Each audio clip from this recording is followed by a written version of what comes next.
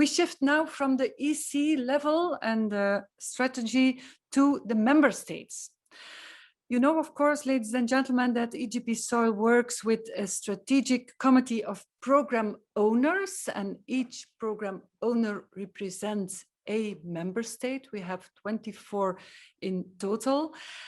This board is in fact the ultimate decision center of EJP SOIL. That is where activities, research, trainings, budgets are oriented, are revised also. And today we have invited 3 of those program owners, the one from Spain, the one from Finland, and the one from Estonia.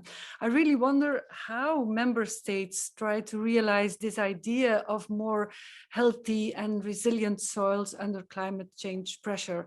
And I also wonder how big the differences are in policy and in research approach between the member states. From Finland, I like to introduce to you Mikko Peltonen. Mikko, you are a forest entomologist by education. You are a scientist in your heart. And also the last 13 years, you're the research director at the Ministry of Agriculture and Forestry in your beautiful head capital, Helsinki. From Estonia, Tallinn, we have Professor Siret Talve. You are a civil and environmental engineer, and currently you are a scientific advisor at your Ministry of Rural Affairs. And then we start with Diego Intrioglio, senior scientist still at the Spanish National Research Council in Spain. You are specialized in soil and water management, and yes, part-time you work also for the Spanish Ministry of Science and Innovation. And within the EJP SOIL program, you are currently the chair of all the 24 program owners. I also tell you, ladies and gentlemen, that it will be Saskia Visser from the Netherlands, the deputy coordinator of EJP SOIL program, who moderates the dialogue. And Diego, you are there already. I understand that you have a couple of slides as an introduction. So please take the floor. Here is Diego Intrioglio. Thanks a lot. Buenos días. Good morning to everybody from Spain, from Valencia, where I'm sitting in my office right now. I'm going to share the screen for my presentation. So thanks a lot for inviting the program owners to be in this annual Soil Science Days. I'm here on behalf of all my colleagues that I'm representing, and I'm chairing the strategic committee. So, and as you mentioned, I am here on behalf of for the Spanish Ministry of Science and Innovation and the Deputy General Direction for Science and Internationalization in Spain. I have a very brief presentation just to provide you an overview about who we are. So this is a diagram showing the current governance for the EJP SOIL program. And you see the strategic committee where the program owners are seated. We are at the strategic level. So as you say, we are composed of the program owners, and we are representing the member states participating in the EJP SOIL.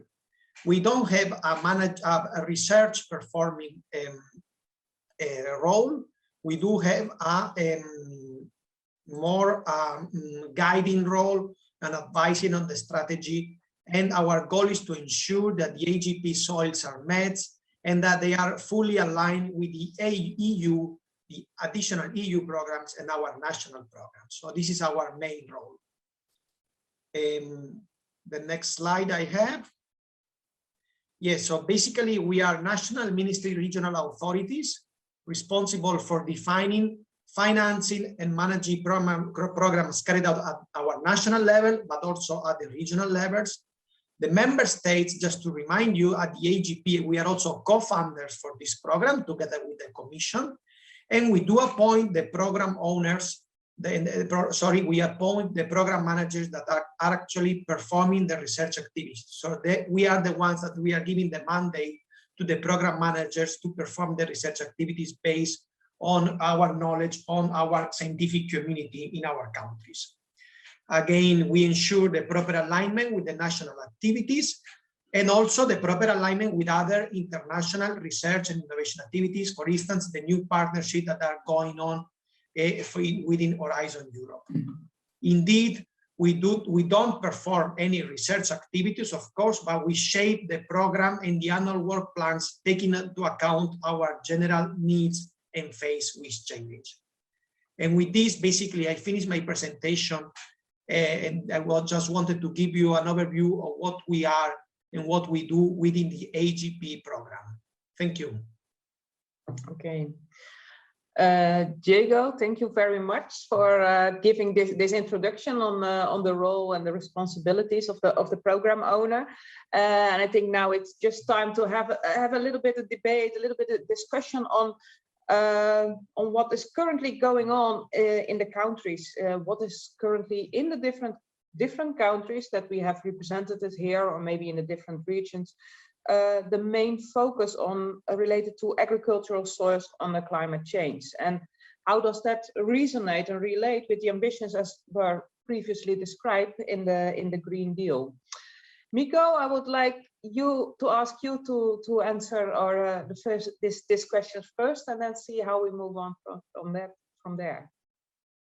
Yeah, thank you, Saskia. It's very nice to have the opportunity to participate this very important and interesting discussion on soils. And what comes to Finnish policy, the Finnish government has very ambitious climate goals. So we are supposed to be carbon neutral by 2035. So, and we see soils as very important part in this climate policy for climate change mitigation, because of course, as we have heard already, the soils can be carbon sinks and carbon storages, and their importance is much bigger than was known a few years ago. So this is very important for the Finnish climate policy. But we see also other importance in soils, biodiversity, water protection, and these kind of things. But yes, we see that the Green Deal objectives and goals, they are very much in line in the Finnish policy, as in a good EU country should, I would say. Thank you. Okay, thank you. And Sirit, could you also elaborate on what does how does Estonia relate to agricultural soils on the climate change? Yeah, thank you. As Miko already told that all proper countries should target climate neutrality, and that is also the goal of Estonia. We had a massive study covering all sectors, economic sectors, to see whether it is possible and feasible by 2050. And of course, we have big problems or kind of challenges related to energy supply and energy production, but of course, agriculture is also important, and here we see several important tasks that, for example, when we develop now new agrotechnology, is of course important is this economic outcome at what we can produce, but also this soil health should be properly considered in this when you propose. And in focus we have also this management of acidic soils. So we want to diminish the pH and to increase organic carbon, and also improve soil structure, diminish erosion. So and precision agriculture is also something that we are now focusing. Thank you. Okay, thank you. So if I listen very carefully to both of you, you say, okay, agricultural soil management under climate change is very important, but you really should combine it with all the additional challenges that we are facing relating soil biodiversity, water protection, acidity as an improver for soil health. Diego, how do you experience that challenge in Spain? Thanks a lot, Saskia. So first to say that Spanish current agricultural and environmental policies are fully in line with the EU Green Deal. And Spain, as a Mediterranean country, and also looking at the chat and the reactions from the audience, we are very concerned about soil protection and soil conservation as a first measure to then provide additional services that soil can bring. So all aspects related to water storage, as it has been also mentioned in the chat, aspects about protecting soils against erosion, and also aspects in relation to desertification and advancement for that are crucially important for our country, and similar to many other Mediterranean European countries, where the first action should be devoted to protect our soil and to combat indeed desertification, salinization, and improve also the water storage capacity and the fertility of the soils. So this is for us the first step, which is indeed in line with the role for soils for adapting to climate change and also to mitigate to climate change. Because if we want to improve the capacity of soils to, for instance, store carbon in certain cases, like in the drier regions, the first measure is to protect the soils and indeed to have a soil that indeed will be able in the future to increase its capacity to store carbon and to support a sustainable food production for the farmers, that we should not forget, and indeed the end users that will put in practice those solutions that we are envisioning. So this is also important into our policies to are fully in line and to bring into all these pictures also the end users that are mainly the farmers that will have to implement the practices that we are envisioning. Thank you. Okay, thank you very much. So, well, it's good to see that the nation's ambitions really align to the ambitions with the Green Deal. So it would be obviously a bit strange if that wouldn't have worked out. Yet you are program owners of the instrument EJP SOIL, which means that you have a belief or an expectation on the role of EJP soils in your member states and to the relation of the EC targets in relation to the Green Deal. So, Siret, could you start exploring a little bit what are your expectations of EJP soils and how useful is the instrument compared to only having your national programs, for instance? Yeah, thank you.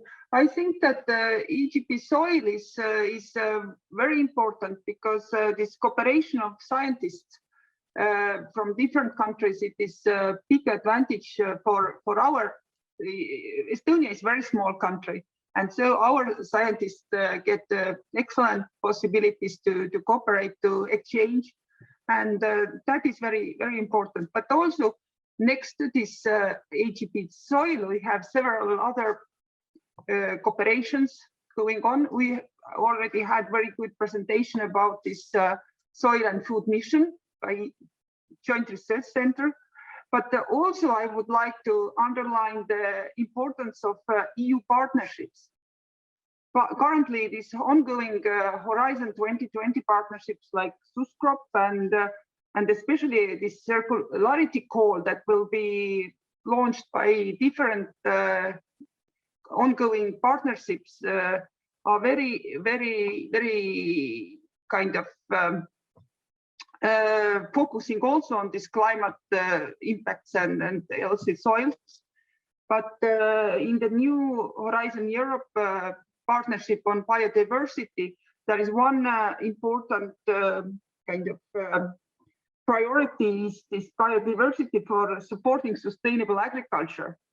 So Estonia indefinitely supports this priority, and also we keep the eyes on the EU soil strategy. So there are different kind of programs or actions going on, and we try to follow them all, and I think that they all integrally kind of contribute to this healthy soil goal.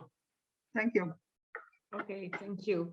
And Diego, do you have from your program owner perspective specific expectations to EJP SOIL, and what do you think about what Sira just said about finding a way to connect all different programs at EU level?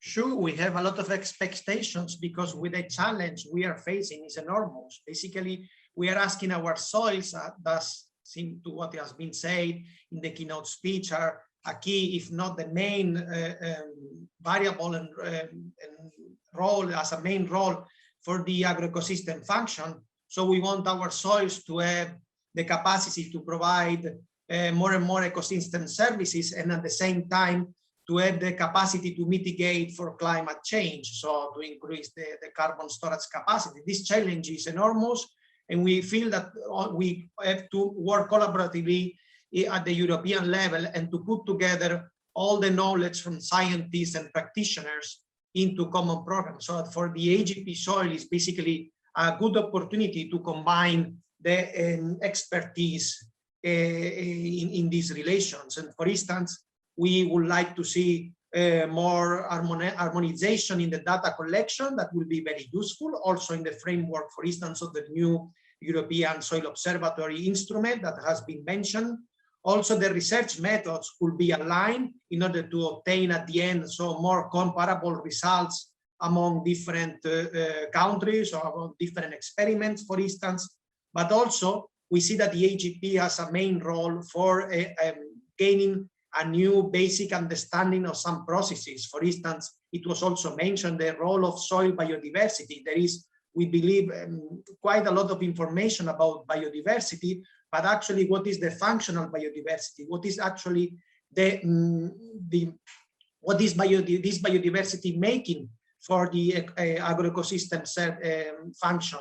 So we can only provide some answers to all of this by a common research platform where all main European institutions are actually working together. So we fully support, of course, this program. Thanks.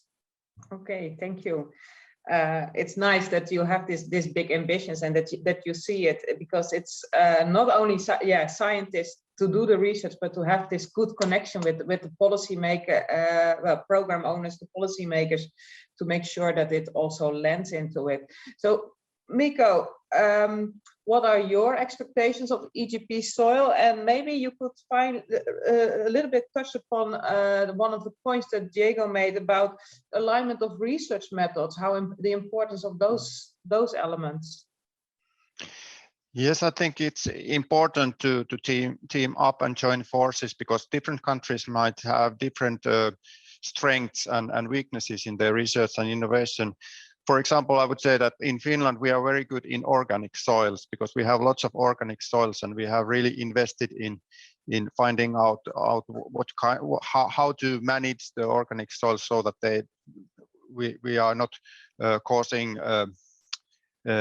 emissions by bad management of organic soil. So this is just one example. But yes, in general, I think it's always useful to do things in collaboration with other countries, as also Siret and Diego pointed out, because I mean it's clear that you get better scientific impact, and also you get better political impact also by doing things together, and this eventually will translate to better evidence-based policy and decision making, which is it's the ultimate goal here, I guess.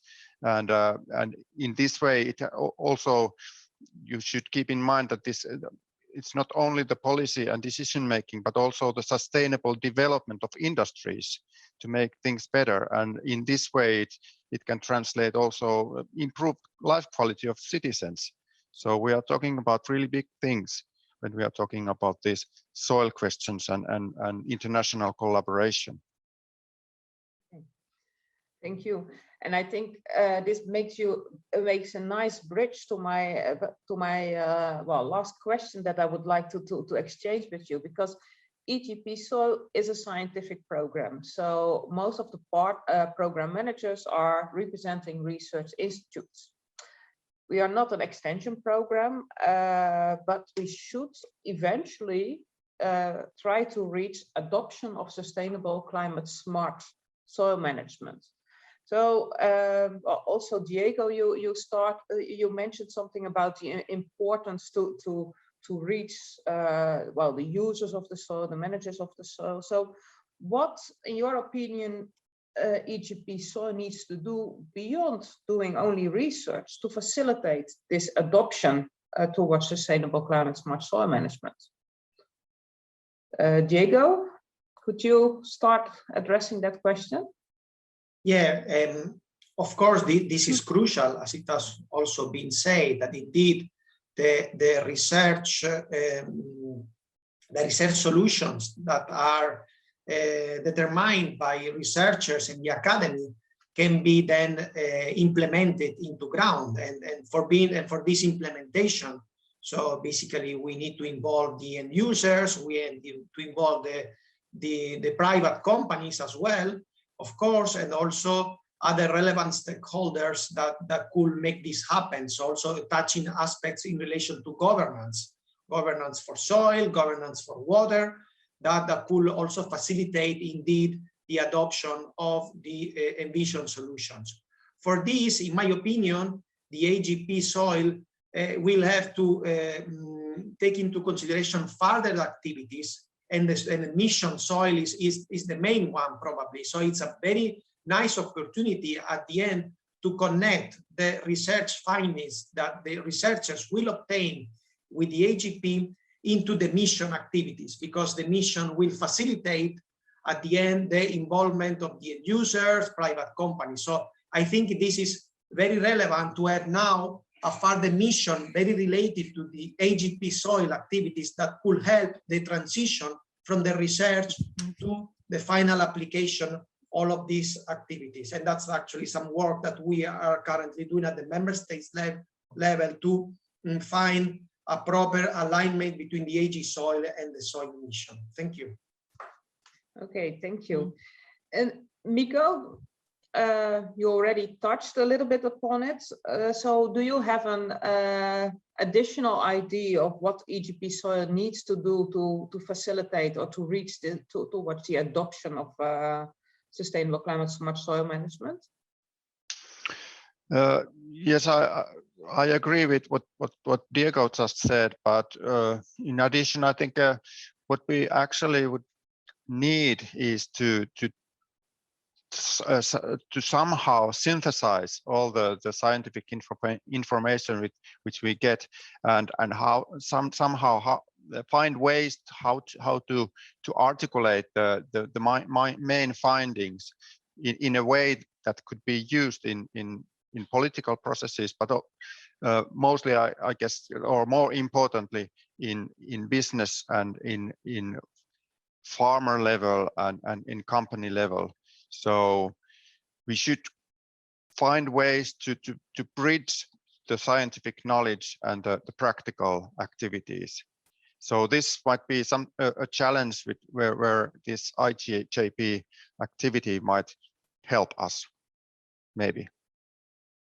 Okay, I think indeed that's a nice challenge that you put into, well, linking on one hand to the political process, on the other hand trying to reach the farmers. One of the, well, we do have a whole work packages in our EJP SOIL structure, really focusing on the synthesis of the research and the key findings on it. So we had foreseen that this would be necessary.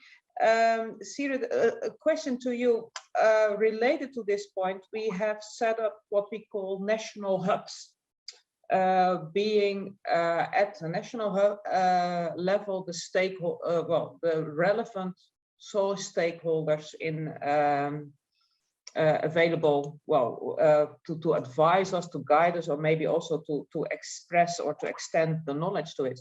Do you have an idea or feeling what could be the role of such a national hub into facilitating this adoption?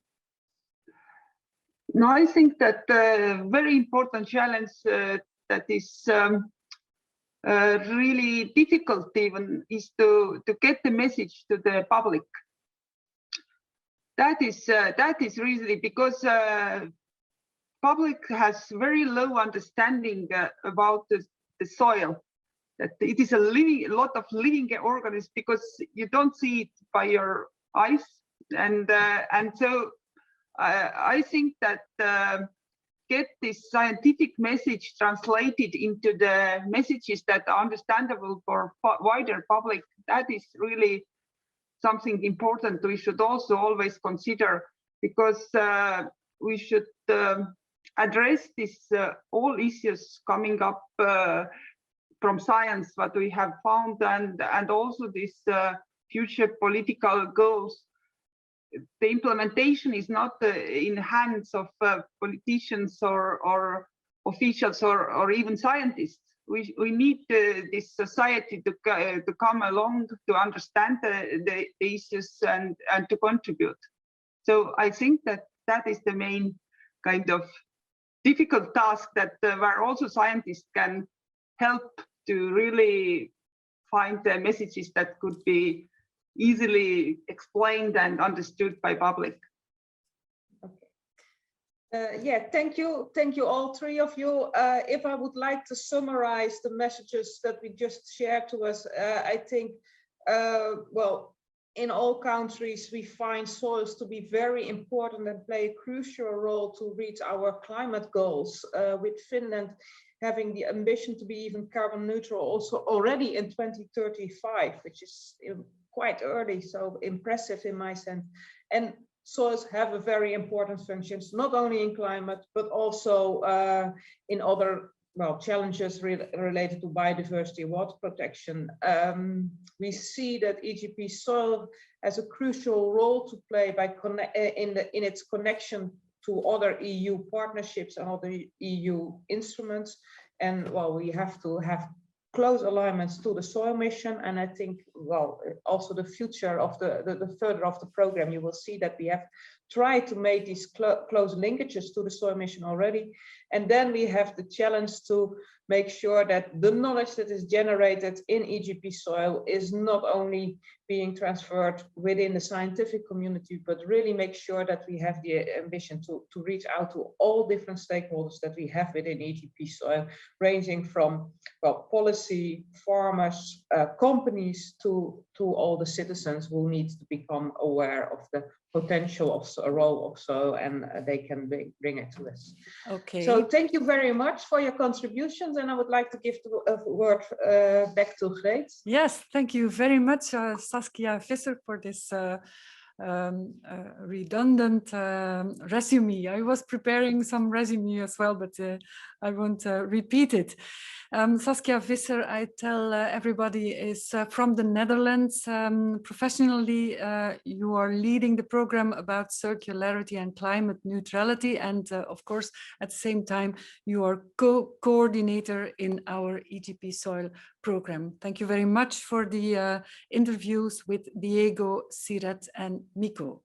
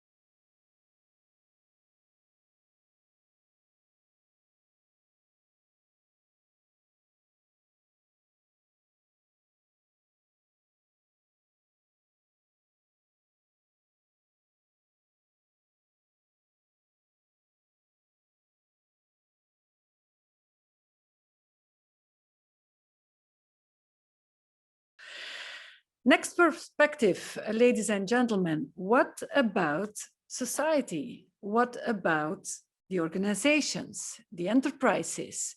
What about academia? Are they involved, and how are they involved? Yes, they are.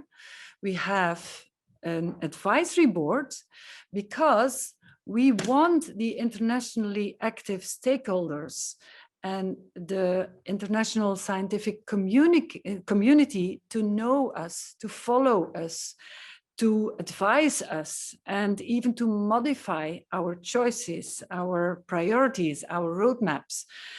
I'd like to receive the first observations of this advisory board, and I ask Katharina Helming, Dr. Katharina Helming from Germany. She is from the Center for Agricultural Landscape Research in Leibniz. She is a soil erosion specialist. She lectures on sustainability assessment. And Katharina, you are the chair of the advisory board in EJP SOIL program. And I'd like also to have Bram Moeskops, there you are both.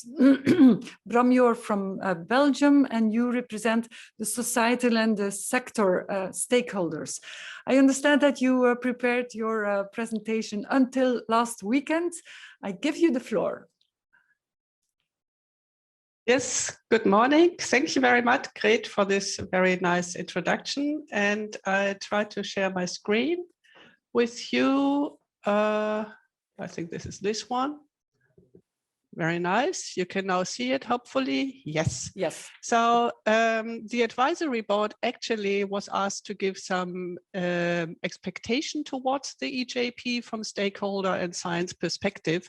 And you can see it's a very big group. The advisory board consists of 25 representatives from pharma, civil society, policy, administration, business, and science. And I think this very large and rich advisory board already shows also or represents the ambition that the EJP SOIL has, because, you know, when dealing with an advisory board with 25 people, you have 25 expectations, get advice from 25 different people, and you are asked to, you cannot fulfill it all together, actually. It's far beyond the scope of what you have to do. So you have to deal with constraints and also find the boundaries that you can do. But it's really great from the EJP that they give the voice to all these different representatives to support and also give their voices. So as a first point, I think there is lots of appreciation to this EJP SOIL endeavor, I would say. First of all, the research program is very relevant. I think I do not need to repeat what Luca said initially, but this EJP is really taking a multifunctionality approach to the soil in addressing climate change, mitigation and adaptation, and the linkage between the two, in taking on board the farming resilience, farming system resilience. And it's really nice that the EJP is really very closely uniting the agronomic perspective with the soil science perspective. And this is the only way to go if you want to achieve sustainable soil management. It is looking at the food security and human health aspects, the biodiversity and the ecosystems, and the support of the ecosystems that are addressed through soil functions. It addresses the planetary boundaries, and here the efficiency, the resource use efficiency in terms of the input of energy and land and fertilizers and water, and of course the zero pollution effect. And to address this, we think that the EJP, of course, is very credible and capable with very excellent partners, with addressing all the soil issues, and with having a really modern approach to the knowledge cycle, so to say, not only the production of knowledge, the development, but also the sharing of knowledge, the standardization and harmonization of the data, indicators, and so forth, very important across the European states, and last but not least, the application and also the dissemination of the knowledge. I think this is really very ambitious, and the entire instrument is extremely ambitious and also kind of risky, I would say, in that it is a first try to do so. And I'm really very happy to observe how it is developing, actually. And I would like to give the word to Bram now. Thanks a lot, Katharina, for your first slides. I will take over for the next couple of slides. I will start with the perspective of the farmers on the EJP soil. And there I first would like to bring the message that it still needs to be communicated much better to the farmers that improving the soil health and in particular improving soil carbon status of the soil is not just something that they need to do for society because they need to store carbon because other sectors of the industry are emitting carbon and that this needs to be offset. No, this is also something that brings what we call co-benefits for the farmer and even help the farmer to become more resilient towards climate change that is already happening. So to make the soil more resilient against water stress, for example. So that's very important to explain this to the farmers, that it's not just something that they need to do, but also improves and helps the resilience of their own farming system. Secondly, I would like to bring the point that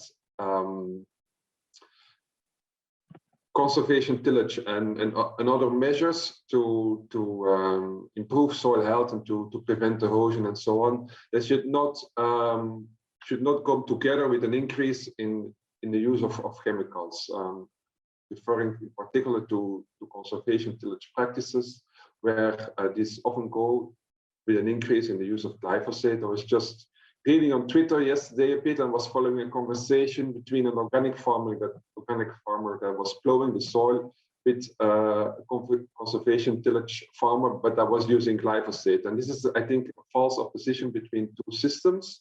And EJP soil should provide solutions that we can, at the same time, prevent disturbance of our soil, but also can reduce chemicals. Also, landscape level solutions are very important. For example, when it comes to erosion, it's not just at the field itself that measures need to be taken, but also in the landscape, building hedges, planting trees to prevent runoff, for example. Then I come to sensor technologies. We are now at a time when digitization of agriculture is taking off. And EJP soil should also be prepared for that, should be take part in this discussion. And I feel that we are now really at a decisive point to decide whether this digitization is going to result in more intensification of agriculture, is going to result in machines taking decisions for farmers, or is this going to help us? Is it going to help the farmers to make better decisions, to better understand what is going on in their farming system, to better understand what is going on in their soil? So it's really, I think, it can go up two different ways. This digitization, and we need to take the right decisions.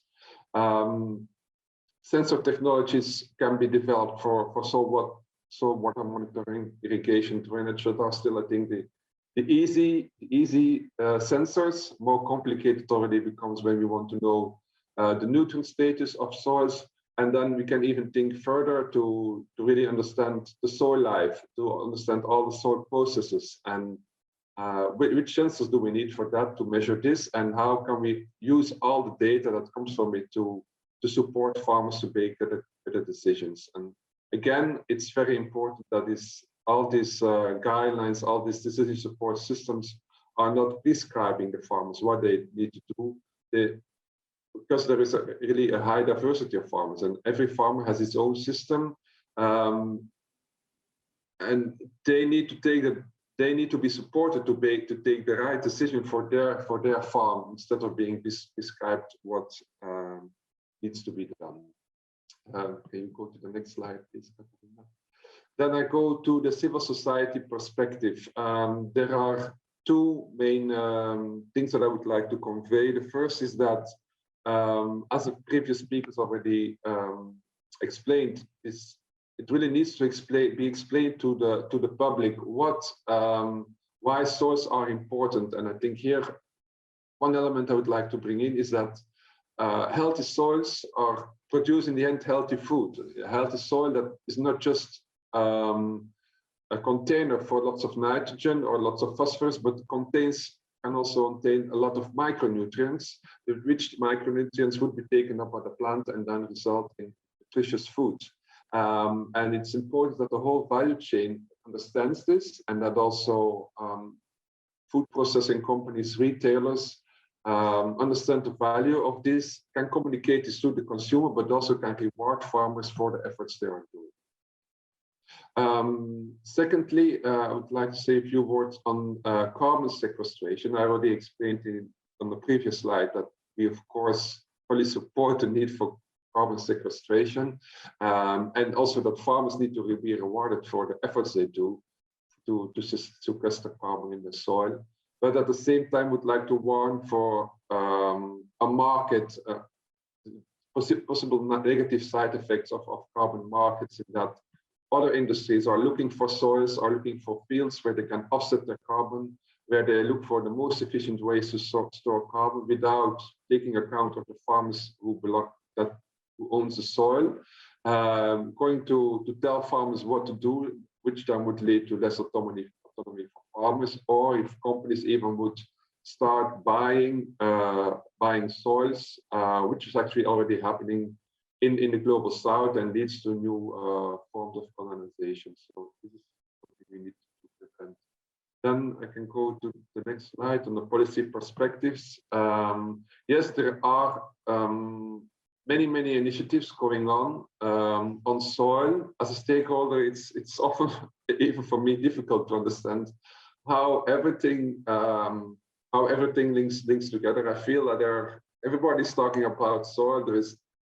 We have this EJP SOIL, we have the mission coming up, we have the vision of the EU soil strategy, and it's difficult to understand how everything links together.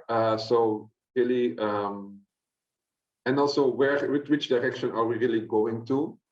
So it's really a call on everybody involved in these conversations to get together and to really, beyond just talking, also try to make things happen on the ground. And yeah, again, about this revision of the EU soil strategy, we fully support this, but at the same time, there is no legal basis, there's no legal act. So as long as there is no, as a commission, there's no legal tools in hand to really enforce things on the ground, we are afraid that lots of good research and lots of good ideas will not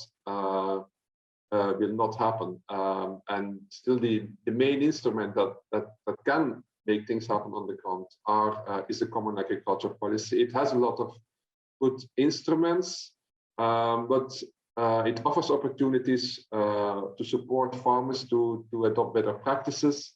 But it's also kind of an option menu where member states can just choose whatever they think is the most important for their conditions, and without having a need to necessarily do something for soil. So when now the member states are developing their CAP strategic plans and national strategic plans right now, actually, it is really important that we don't leave this just to the policymakers, but also scientists and farmers engage in this debate, then tell the policymakers which are the best practices in improving the soil, and asking their member states to take up these measures and support these measures. Thanks a lot. We go to the next slide. Okay, thank you very much, Bram. I take over again, and just the perspective of business then. Yes, here is also the business has to be involved, of course, and they need to make put sustainable soil management on the market if you want so. And here we have to consider the circular economy solutions, which have been mentioned earlier, and the value chain thinking. I think this is very important, for instance, also to allow the farmers to implement soil improving management, such as, for instance, with new crops, with new intercrops, like hemp, for instance, this is very costly, but it can only be implemented if there is a market for the products, and niche markets and new markets that are also developed to increase the economic performance also of those crops and of those management practices that are in favor for soils in the long term need to be taken into consideration. And here a link up of the producer, the farmer, with the business as early as possible in the development of the strategies is extremely important. And best practice cases for mainstreaming sustainability is something that needs to be implemented in order to spread the word about solutions. This is probably something which is very closely in line with the Living Labs and Lighthouse idea. Also practice checklist for investors and leaseholders and tenants, so that the economic perspective and the socioeconomic perspectives is considered into the endeavor of sustainable soil management. It also needs a legal framework for payments for ecosystem services in order to give the farmer the revenue that he and she produces in developing soil health and improving the soil quality.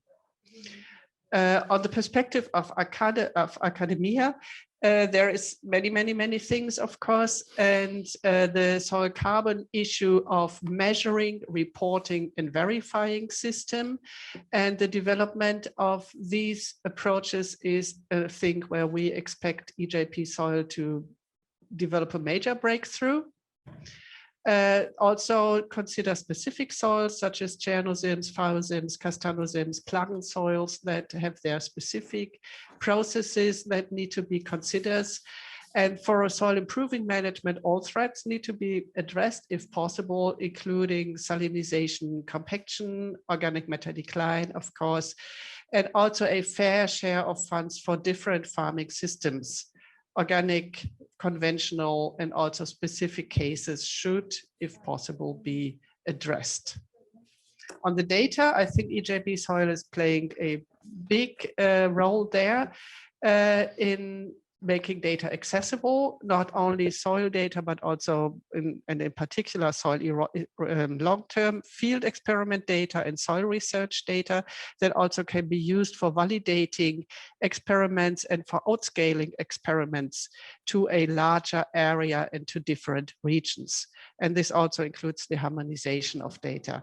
And of course, the system thinking.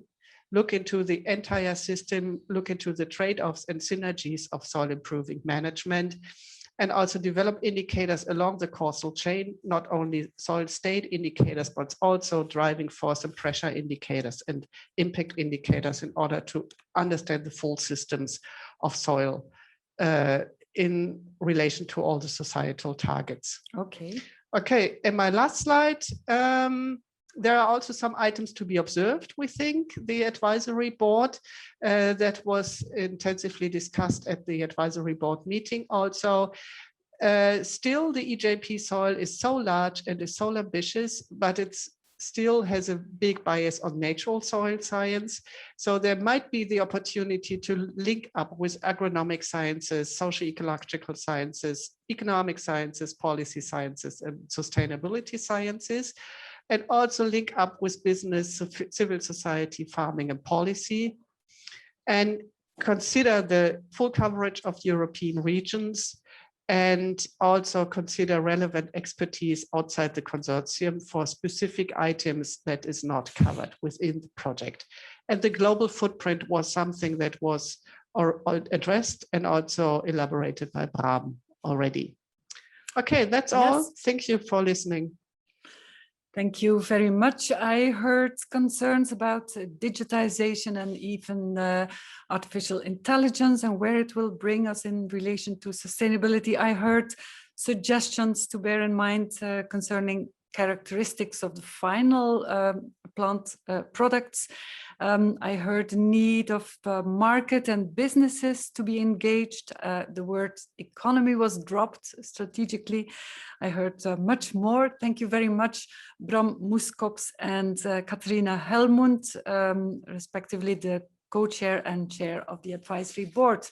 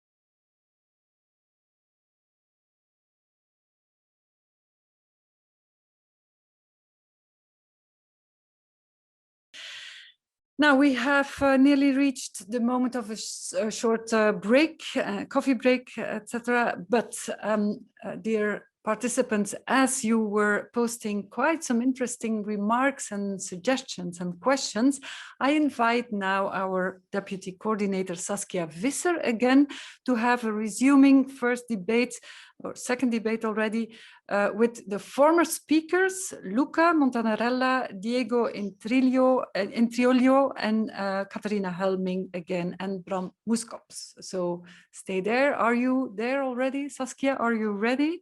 And did you read all the questions coming in? Yes, I did read all the questions coming in, and I'm also ready for this part of the discussion. So my first question would be just to have a brief thought about a question to Catharina. So you have summarized all the research needs from a different perspective. Then if you also have followed the presentation that Luca had made about the expectations of EU policy as the way he presented it. So where do you think are the opportunities, and what are the scientific questions that should be addressed in relation to this expectation? Yes, thank you. I think it's mainly three things that are opportunities and challenges at the same side. The first is the integration of the agricultural sciences with the soil sciences to come to a really systemic approach. Looking into the management, rotations, tillage, also the whole landscape and field arrangement, which is extremely important, not only to combat erosion, but also to develop the microclimate and also allow antagonists of pests to develop. And of course, the whole issue of digitalization, which I think is a real good opportunity, but only when it is implemented towards the advantage of the soil and not only towards economic advantage. And I think this is one of the greatest challenges for science, to steer research on digitalization into the direction of sustainability and soils. Key issue also, for instance, how biota can affect nutrient soil turnover and soil structure. So the interaction between the biological system and the physical and hydrological system within the soil, which is not well understood, but everyone knows, like almost a gut feeling, that this is key also for linking adaptation with mitigation. This is very important. This is my first point. Second point is the long-term thing. Sustainable soil management, soil health is something that is taking time. And it is a long-term endeavor. And here also for policy, I think it's extremely important. We cannot implement instruments that work over 1 year or two in order to improve soils. We need measures that are acting at long term, and we need to understand how in 10 years the whole frame conditions for soil management are. And third point is the value chain again, transformation. I think this is also mentioned already earlier very often. We have to understand that we cannot do it alone. So we have also from scientific perspective link up with the other sciences in order to allow for this transformation, to include the consumer in doing soil supporting consumption, if you want so. And link up with the socioeconomic sciences also to develop the right signals and solutions for sustainable soil management. Okay, well, I really like the idea soil supporting consumption. It sounds nice as well. So, Luca, if I may ask you, can you react to or reflect to what Catharina just had said, and at the same time think about, and that's a question coming in from Maria van Trappie, to ask if it's possible to have a collaboration between the EJP SOIL initiative and the EIP Agri in order to promote the application of sustainable soil management among farmers and organize participatory soil research. Yes, thank you. Thank you, Saskia. Yeah, and thank you, Catharina. I was watching her background while she was talking.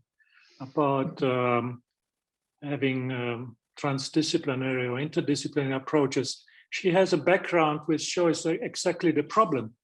Because you see, for example, we still didn't manage to break the silos between the academic world dealing with agriculture and the academic world dealing with forests. I give you this example. Mm-hmm. The background of Katharina shows a beautiful landscape with, in the very end, there is a big forest, and in the foreground you see pastures and green grass. And that's considered somehow by many as completely separate worlds. You know that there is a completely different community dealing with forest soil, for example. And this community and the agricultural community and the grassland community, I'm still experiencing very often very little communication. I think we made attempts, but it's still, we are far away from that. And I give you the example of soil monitoring. The very first comprehensive soil monitoring in Europe was done by the forest soil community with the ICP Forest Initiative, where on a regular 16 by 16 kilometer grid, we were taking soil samples regularly and looking to soil properties, but only in forest. And the big question came, what do you do when the forest is not there anymore, when you go back after 10 years? And the answer from the forest community was, well, we will not take a sample. And of course, this is exactly where there is the missing link. We want to have, I think, a more holistic view of the landscape, as Katharina was already saying, and having a comprehensive understanding of soil. So you cannot deal with soils in isolation because land use change, land cover change is happening now quite intensively in the EU. And if you don't understand that nexus, I don't think we will go very far. The other thing which was very interesting is that Katharina was mentioning the link between consumer and sustainable soil management. And here again came immediately to my mind that we just released, and Marta was mentioning it, our organic farming action plan and our view for organic agriculture in the EU. And we are a little bit in the forefront, I would say, worldwide on organic farming. And I'm always really surprised that very rarely there is a clear statement saying organic farming means sustainable soil management. And if this is true, and personally I think it is true, then the consumers can already choose, can already do what Katharina was advocating. So again, there are many things that I think need to be said more explicitly and need to be addressed if we want to make progress and go out of the business as usual approach. Thank you. Okay, thank you. An additional question, maybe a little bit related to one specific question from Virginius Weiser. He says, okay, what is the perspective of, for instance, no-till practical application if glyphosate usage would be abandoned? I think this is a very practical example, but there are some overarching scientific knowledge development news in relation to the implementation of the farm to fork strategy. How do we reach 25% of our organic agriculture? How do we reach a significant reduction in fertilizer use? Do you have specific scientific questions that we should address within EJP Soil to help support those items? Should I answer?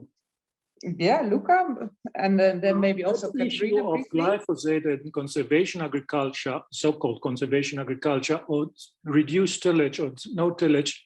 It's something that I'm talking about since years. One of the things that always surprised me that many of the people who advocate conservation agriculture or zero tillage or reduced tillage never mention the fact that if you do that, you will need to use an increased amount of herbicides, particularly of total herbicides, because simply you have an issue with weeds. Always is put in the forefront, of course, the benefit of zero tillage, which is, of course, not disrupting not putting strong oxygenation to the soil, so limiting the mineralization of organic matter, of course, reduces CO2 emissions, of course, increases organic carbon content, but you should see the trade-offs. So, and that's, again, honest science should put forward the real complete picture, not just a partial view on this. And again, a big task for EJP SOIL is to do this, to bring forward science that is really addressing issues in a holistic way, looking to all aspects. There are also social aspects, there are also economic aspects, of course, to everything. And so if you could succeed in that, it would be a great step forward, because still I see a lot of people advocating conservation agriculture and zero no tillage, not mentioning also the trade-offs, which are, for example, glyphosate. Yeah. Okay, thank you very much. I think honest science, indeed, introducing all aspects is very important. Related to a solution could be a further development, for instance, in the robotics, to see how we can deal with herbicides, with how we can do with, well, reduced tillage and making, well, not having to make use of all these pesticides or herbicides in that. I would like to move to this another type of question, and I would like to ask Bram. You have followed the debate between the program owners. So how do you reflect on the national ambitions and the expectations of EJP SOIL to really foster the uptake of the outcomes of EJP SOIL? What are your reactions to what has been said in that part of the discussions? Well, I'm sorry, but I did not follow that discussion, so I just joined when we started debate on that. So I can take another question, but this question would be difficult for me to answer. Okay. Then I would ask Diego. Let me see. Okay, Bram, you just mentioned that there's a large diversity of farms to be considered, and then we should take on the to include this the diversity of farms, and we have to think about how we can deal with it, with all this diversity. Diego, to you, in your experience, how do program owners, or how does the EU deal with this diversity? Is it stimulated? Can we work with it in a country into policy advice? Sure. Of course, the diversity of situation is huge within Europe because of the very different climatic conditions. Indeed, we have, with a broad range from Northern Europe to South of Europe, a very big gradient in rainfall regime, for instance, that are making a huge impact in terms of our ecosystem function. So this has to be, of course, considered, but still the principles, the governing rules are basically the physical and biophysical are the same. So it's important that we collaboratively work in order to provide some scientific questions to some of the challenges that and answers we need. So like, for instance, the one that was raised in the chat, what about when no tillage, what do we do with the weeds? So all these type of things can be very much appraised collaboratively by doing experiments, for instance, under different environmental conditions, and in order to obtain general conclusions that then we can be translated into local policies or local instruments that actually can be supported, for instance, by a general umbrella that it is the common agriculture policies that can be adapted then at the local and national and even regional level, because then even within countries there might be very different regional aspects to consider, and that's the way to go. So we expect from the EJP SOIL to provide some answers to some questions, practical questions that are raised that can be converted into policies from the national within the common agriculture policy umbrella that we all share.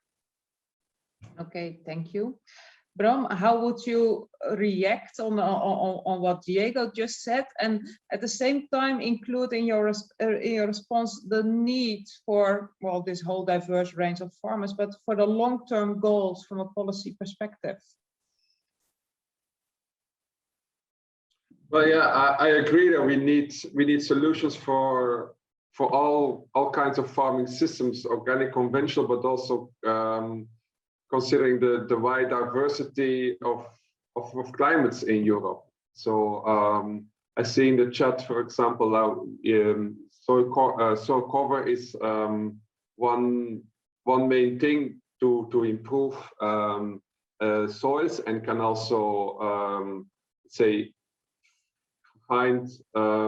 solve the opposition between conservation tillage and not using chemicals. But then this can, depending on the climate system, this can be implemented in different ways. So working with a living soil mulch that can be destroyed then when the main crop is grown. It can work very well in dry climates when the mulch can be easily destroyed and the main crop can grow. In more colder and humid climates, it is more difficult. So we need really solutions for that can work in different climates. That's very important. Okay, thank you. Then I would like to go to Diego again. Diego, you have seen the presentation by Katerina on how science can, well, evolve into policy advice. What are the main lessons that you get from this part of the presentation? Well, the presentation was actually very nice, and one important thing that Katerina highlighted that we fully agree is the needed link between soil function, soil health, indeed, soil characteristics, and the food production, not only in terms of quantity, but also of quality. This is crucial, particularly when we are talking about agriculture. Soil system is to have this link, and I believe in this sense there is still some research needed to understand what are the possible effects of soil health on food quality. For instance, just to give up a specific example, antibiotics or other contaminants are those, for instance, translocated within the plant, are uptaken by what we at the end eat, how this is done. All this research is needed. And then at the end, it is very important because then we have the opportunity to link the soil management to the consumers, as Katerina was saying, and I really like that point, because at the end, then can also support the implementation of some management practices, because if we are able to show consumers that we do some given soil management that is at the end will result in a healthier food, then we have an opportunity also to economically, for instance, support all the implementation of these practices. So this link is very much needed in order to, at the end, to boost the application of the soil management practices by the end users, so in this case, by the farmers. Mm-hmm. Okay, thank you. And then, Katerina, what do you think? How would you react on what Diego just said? Yes, I would fully agree, but I would like to point on another point, and I think it's of course about quality. That is very important, but it's also about quantity. And when we think about the planetary boundaries, I think it is obvious that also with the best management practices, we cannot improve the soils and support all the soil functions while at the same time produce so much food and bioenergy that we can continue with the diet we have at the moment. So we have to reduce the production. And of course, the key turning point is the meat consumption here. This is one point. And I would like to come back to the research questions, if I may, and also point on adaptation and on soil structure. I think we do not talk enough about the hydrological part, about water storage. And I think for the farmers in the long term, at least in the drier countries, in the east and in the south, the water storage capacity of the soil is a key point to survive the many days of drought. And here, the relationship between the biotic components and the biotic processes and the soil structure And at the end, the water holding capacity is a key point which we may not have analyzed enough and understood enough. Also, how that interrelates with the management, with the crop rotations and the tillage. And yes, I do not want to leave this discussion without having said that. Yes, thank you. I think it's a very important, and I think it was also mentioned once in the chat. Luca, may I ask you, is water management an important integral part of the soil mission? Yes, and I want to add, Saskia, you hear me? This must be the last question. I'm also the timekeeper, so I'm very sorry. A short answer, maybe, Luca?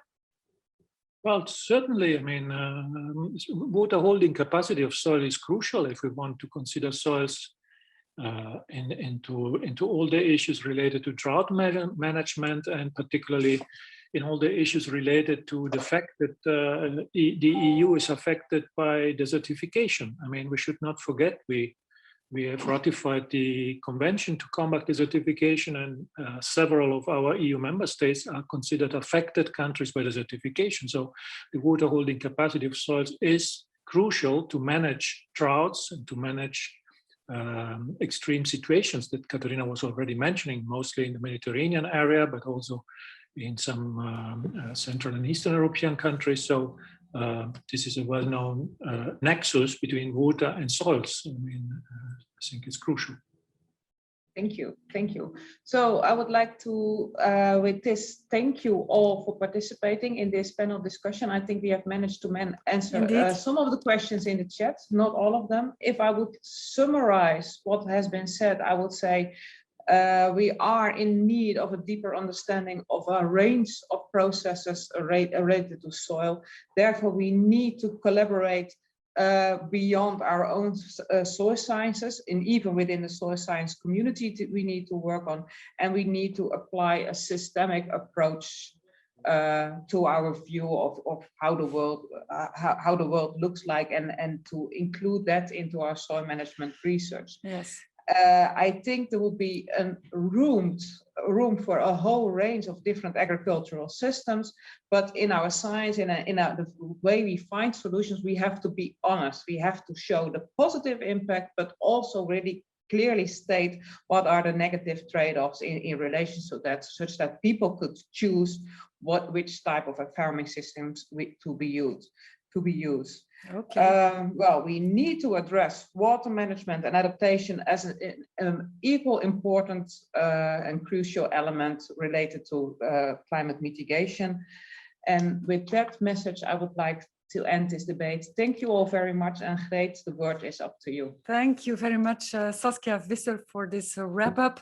Indeed, I had the impression that we could elaborate on more issues. Unfortunately, or luckily, we have a break now.